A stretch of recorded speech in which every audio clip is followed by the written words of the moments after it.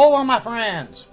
Okay, in my last video, I kind of showed you all that, I was going to do a kit bash so I can make a car that I owned. In fact, it was my very first car I ever owned when I was 12 years old. Yes, I did say 12. We were heading over to this town behind us, well, actually south of us, where I was a member of the Brunswick Junior League. Yeah, I was really good, too.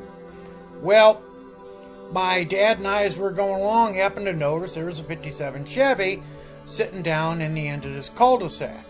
So we turned around, came back, pulled on in. It did have a for sale sign on it. So Dad went up to the front door, talked to the gentleman that owned it, came back out and said, the guy really wants to get rid of it because he's got a pretty worthless kid who bought the car, hasn't done anything with it, literally takes and does absolutely nothing around the house, so he's getting rid of it. And I was like, well, how much? He goes, he wants $100 for it. And I said, Dad, I got the money at home. And he's like, yeah, you do, don't you? I said, yes, sir, I do. So instead of going bowling, we went and back to the house, got the trailer, and came back up, paid the man $100, and I came home with a 57 Chevy. Now this thing was a rat, and I mean a absolute rat. It was no interior, but to tell you how bad it was, it actually had a 4-speed in it, which was cool, but it had a broomstick holding up the transmission. So that wasn't going to work. So I took my time and, well, I rebuilt this car from scratch. Even today, I will get ahead of myself. And that is exactly what I did with the 57 Chevy. Instead of thinking all about the body and everything, which one thing I neglected to mention was this body was actually in really, really good shape. I mean, for a Bel Air custom coupe, oh my God, was it great. I mean, very, very, very little rust and no rot whatsoever on it. It had 283 in it, backed up behind this Muncie Rock Crusher 4-speed. So I was like, okay, let's see what we can do with this. I did. I took that whole winter and rebuilt that 283. Now, the reason I did that was because the engine had something very important.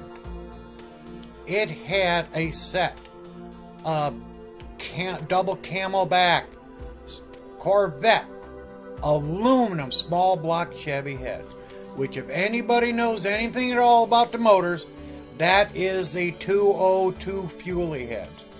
They're worth their weight in gold, to be honest with you. I mean, they really, honest to God, are. So I was like, perfect. Well, had the motor rebuilt and stuck it away. Well, had a problem. I got the body all done, put the motor back into the car, and my dad said, asked me if he could drive it, test out everything was okay, and I was like, yeah. We took it out, and I don't care. It was still not as fast as I wanted the car to be. After all, 57 Chevy is not a light vehicle. And regular, everyday little old V8, it wasn't going to cut it. So, I thought, and I thought, and I thought. And then realized something. I need something bigger, badder, and better for this. Because the body, even though it was pretty much stock, I had another direction I really wanted to take it. I love show cars, love going to car shows. And decided, well, it's time. I need to do something. So I got hold of a speed shop on the south side of Chicago, and they, said they would gladly build me a motor. All I gotta do is get them one. We had a beautiful little junkyard in town, and I went looking around. It didn't take me more than about 30 minutes when I found a 64 Impala SS with a 409. And the motor was not blowing. The reason the car was there is because somebody rear-ended it real bad. So, for $100, I bought a beautiful Chevy 409.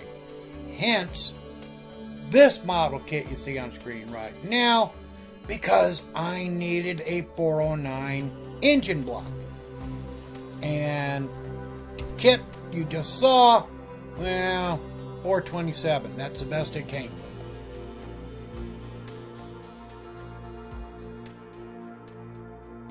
Okay, now, here's a reason for this second 57 kit.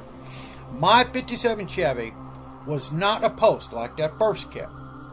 It was a Bel Air Custom Coupe. So, of course, no window post, drop down side gutters. I mean, everything on it. It was a beautiful car. So, here's a dealio on that 57 Chevy of mine. First off that, motor. Blowing and injected 409, like I said. Hillborn injection system. Sitting on a custom cast manifold for the 409. The blower I got for free. Reason being is a good friend of mine's uncle at the time worked for the Chicago Transit Authority in the repair yards for their buses. Well, their buses all had diesel engines they were blowing. And he told me, go in there, pick one out, and have it for free. I wasn't gonna, look a gift horse in the mouth. So I did. I went looking around. I found two really nice, and I mean nice, no cracks, no chips and veins, 1271 blowers, along with a few 10s and a couple of 8s. And threw them in the trunk of the car, and off I went. Took it down to a speed shop on the south side of Chicago, who took then and, like I say, built this motor for me. It had Venolia flat tops, it had 13-to-1 compression. It had the larger racing valves in it. Backed up to a Doug Nash 4+1 5-speed transmission. Empty that out onto a Schaefer quick change with a set of 488 racing gears. This thing would grab sky well until I put the wheelie bars on it because I really needed it. It was too much power on the ground. And I'm telling you what, that car was so much fun. Full interior, full roll cage system. It had a moon seat in the back, custom buckets up front. It was in tuck and roll leather, mind you, in pearl turquoise and pearl white. The body itself, from the trim line down, was pearl turquoise. Upper part was pearl white. Front axle was a 2-inch drop chromed axle in the front, straight axle. And I raised the suspension up underneath it because instead of cutting the body out, I tucked the Indy Wrinklewall 500s inside the body. I mean, it took me and my dad about 5 months to figure out how to do that, how to make wheel tubs, because they weren't a thing back then. I mean, they really weren't. You'd just take and cut them out, put a piece of sheet metal over the back, boom, you were done. I built actually a tunnel all the way across the back. So, first time out on the car, a friend of ours who had an NHRA license had to race it. And he got in the mid-9s on it, and I knew it could do better than that. Well, I took one of my Camaros I had been purchasing. This was 1973, mind you, I was 16, to get my license. I got it. Then I took the 57 Chevy out, and I started making consistent passes of 834. And the car had 1,100 horsepower at the time. It was bad. I also took and showed this car coast to coast with my dad for 3 years summertime. Only reason don't have it now, someone offered me stupid money at a car show.